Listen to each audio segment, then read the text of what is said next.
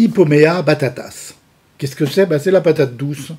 Cette patate douce a une valeur nutritionnelle élevée. Qu'est-ce que ça veut dire? C'est qu'elle peut fournir jusqu'à 90% de ce dont nous avons besoin pour nous nourrir. À l'exception de quoi? Des lipides, il n'y en a pas, et des protéines, il n'y en a pas suffisamment. On voit ça tout de suite.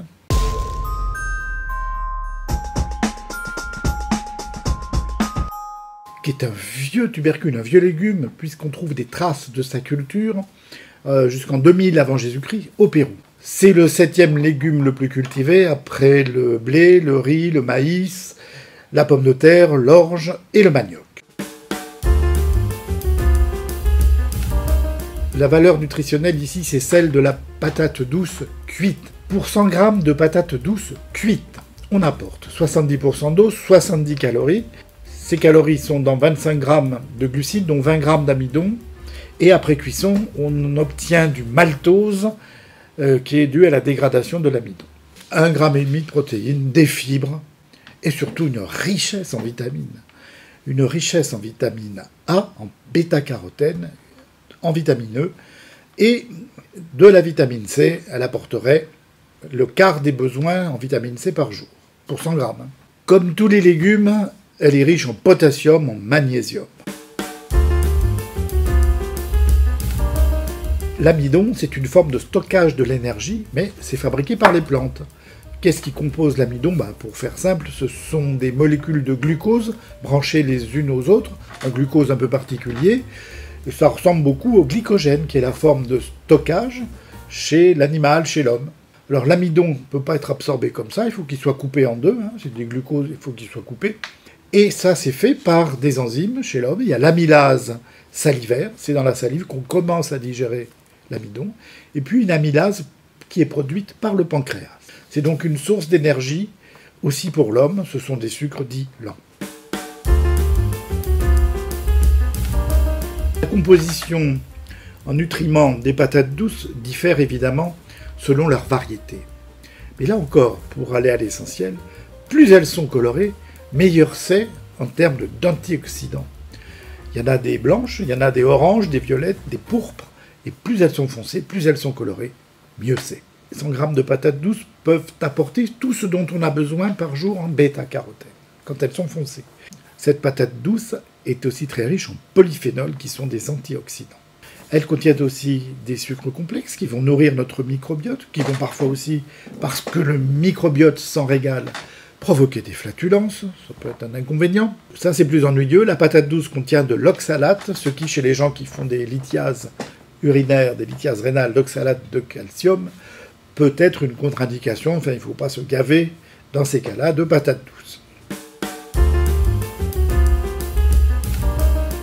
Il y a de nombreux travaux qui ont montré l'intérêt de la consommation de patates douces pour prévenir certaines maladies, avec des niveaux de preuve, là encore, assez sensiblement différents d'une étude à l'autre. Mais ce qu'on peut retenir, c'est qu'il y a des sucres complexes, des polysaccharides dans la patate douce qui peuvent, en effet, augmenter les capacités de notre système immunitaire.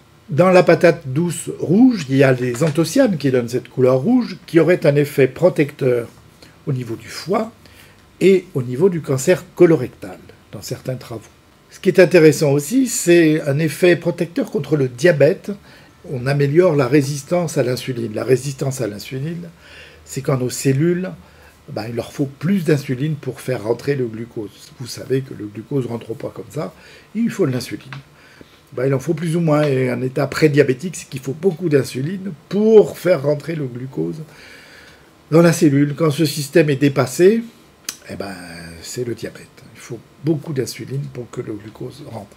La consommation de patates douces au Japon a montré qu'il y avait une diminution de l'insulinorésistance. C'est allé à un point tel qu'au Japon, il y a des extraits de la peau des patates douces qui ont été commercialisés dans cette indication-là, améliorer l'insulinorésistance. Mais on ne va pas s'arrêter là, il y a les feuilles de la plante qui sont utilisées aussi.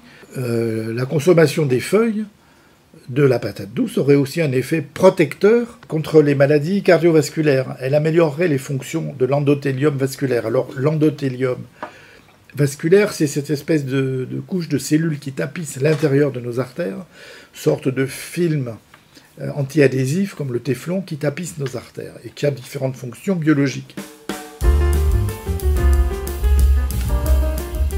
La patate douce, finalement c'est intéressant. Il y a un problème, c'est que crue, il vaut mieux pas la manger parce que l'amidon cru c'est assez indigeste et puis elle contient une substance anti-enzymatique, une enzyme qui nous aide à digérer les protéines animales, donc ça peut être ennuyeux. Donc on la mange cuite. Mais comme pour tous les légumes, la question qui se pose, c'est comment la manger cuite. Alors il faut être clair, tous les procédés de cuisson détruisent plus ou moins les micronutriments et les vitamines. Ce qu'on peut retenir, c'est que plus la cuisson est courte et moins la température est élevée, moins les vitamines et les micronutriments sont détruits. Alors comment cuire la patate douce? Il y a une méthode brutale qui est 20 minutes dans l'eau bouillante. Là, ça détruit pas mal de ses vitamines. Et on dit que dans ces cas-là, il vaudrait mieux conserver l'eau de cuisson. Ouais. Pour faire quoi? Je ne sais pas. Le meilleur procédé qui épargne le plus les vitamines et les micronutriments, c'est la cuisson à la vapeur.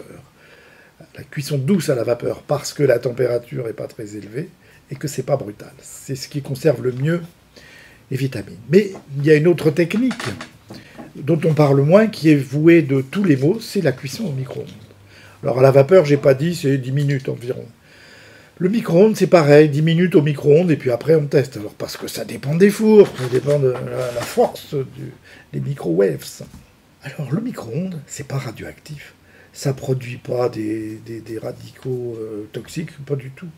La cuisson au micro-ondes a un intérêt parce que la température n'est pas très élevée, elle n'est pas à 100 degrés, et que la cuisson est assez courte.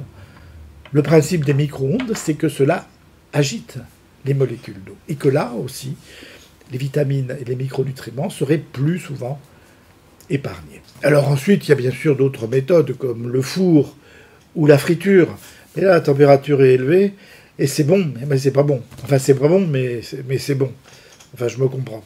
Et surtout, c'est une autre histoire.